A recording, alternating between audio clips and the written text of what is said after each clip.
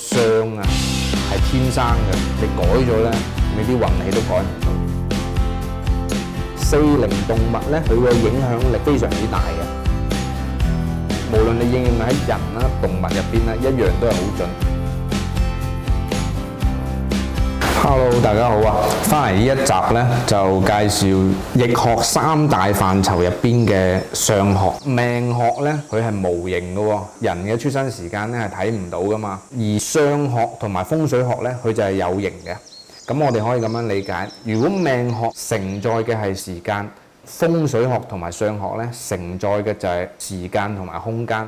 咁上集咧就講過唔同嘅出生時間就會有唔同嘅意識形態啦。咁原來咧唔同嘅面相形態咧就會影響人唔同嘅意識形態喎。咁所以有一樣嘢好有趣，有啲風水師咧佢哋會話你個相啊係天生嘅，你改咗咧，你啲運氣都改唔到。其實咧我係唔認同呢一樣嘢因為一個人肥咗之後同埋瘦咗咧，佢嘅性格係完全唔同嘅。更加唔好講我哋嘅五官最接近大腦意識形態嘅改變，意識形態就係一個人嘅運氣。咁按照道家嘅一個哲學啦，原來咧易經嘅統計分類咧，無論你應用喺人啦、動物入邊咧，一樣都係好準。呢個天道咧，亦有少少似我過往有一集咧講到香港嗰個風水嘅蛇形建築。四靈動物咧，佢個影響力非常之大嘅。我哋人咧嘅五官啦，同埋動物嘅五官啦，佢其實都係一樣咁樣去睇嘅。喺相學入邊咧，就認為呢個耳仔越大嘅人咧，其實相對嚟講咧，佢係越善良，同埋咧佢嘅精力係越充沛嘅。咁同時咧，大耳仔咧，佢當然亦都係代表生命力嘅象徵啦。因為中國古代嘅相法咧，係認為個耳仔咧係同人嘅腎臟係有關嘅。咁好啦，耳仔越細嘅話咧，個性咧就肯定係相反嘅。當你睇到耳仔大、耳珠大嘅生物，都唔需要擔心危險。大多數生物嘅遺傳記憶咧，佢只係會驚一啲耳仔細嘅動物嘅。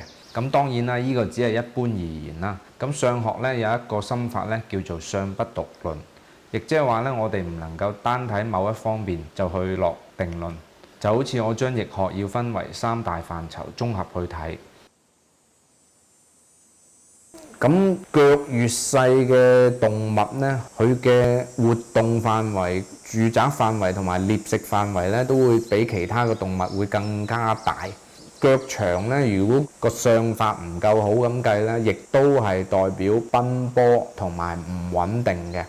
如果按照人咁樣嚟睇咧，原來腳越短咧，係一個安逸同埋懶嘅部分象徵嘅。無論生物同埋動物嘅五官身形，只要係越尖嘅、帶三角形嘅，攻擊性越強。咁呢個可以反映喺身軀嘅形態同埋五官嘅形態，甚至係手腳手指嘅形態。而最突出、能量最大嘅當然就係眼睛啦。體型同埋五官越圓嘅生物動物係越有益、越冇殺傷力。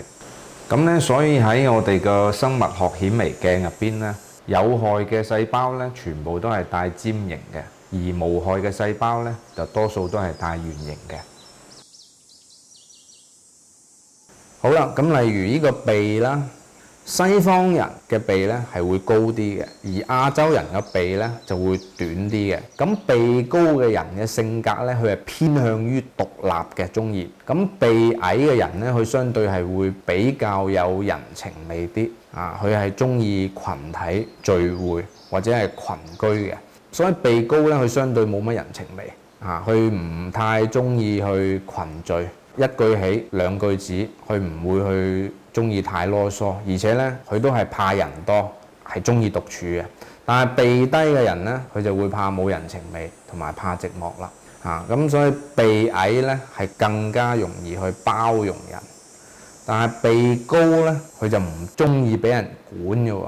咁所以點解西方人有今日嘅文化咧？我哋可以咁樣去理解，有唔同嘅鼻，就會有影響唔同嘅意識形態。命學咧，佢係性格學喎，咁所以相學咧，佢又叫做人體工程學、遺傳學。